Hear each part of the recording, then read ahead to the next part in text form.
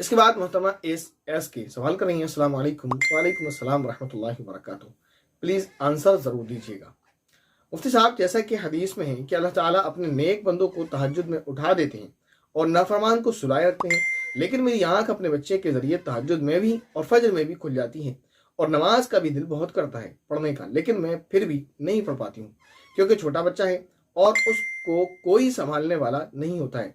सब उस वक्त सोए हुए होते हैं, मेरी नमाज चाहते हुए भी छूट जाती है। तो क्या मुझे अल्लाह की तरफ से ही तौफीक नहीं मिल रही है? अल्लाह मुझसे बहुत नाराज़ है क्या, जो जागते हुए भी मैं नमाज नहीं पढ़ पा रही हूँ? प्लीज़ ज़रूर बता दें। इनके इस पूरे उसमें 3-4 सवाल हैं। पहला सवाल के एक हदीस से रिलेटेड इन्होंने सवाल किया कि अल्लाह जिससे राज़ी होता है उसको तहज्जुद में उठाता है और जिसको नहीं उठाता उससे नाराज़ होता है, एक सवाल। दूसरा सवाल ये कि अगर मैं जागते हुए भी तहज्जुद नहीं पढ़ पा रही हूँ तो क्या अल्लाह मुझसे नाराज़ है? तीसरा सवाल मेरे जहन में आया कि शायद फजर से रिलेटेड भी इनका सवाल है कि जागते हुए भी फजर की नमाज नहीं पढ़ पा रही हूँ तो क्या अल्लाह मुझसे नाराज़ है?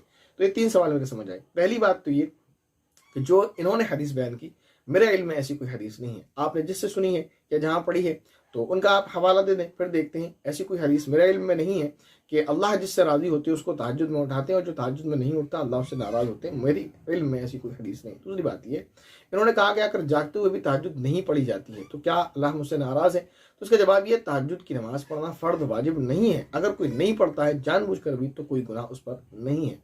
तीसरा ये कि अगर कोई शख्स जागते हुए फजर की नमाज नहीं पढ़ता है तो क्या अल्लाह उससे नाराज़ है? यकीनन फजर की नमाज पढ़ना फ़र्द है।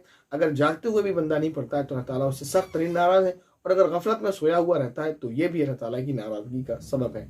उम्मीद है आपका ये जो मसला है वो क्लियर हुआ होगा, आपके समझ आ गया होगा कि आपके जो भी सवाल थे मैंने जितने समझे वो उसको क्लियर कर दिया।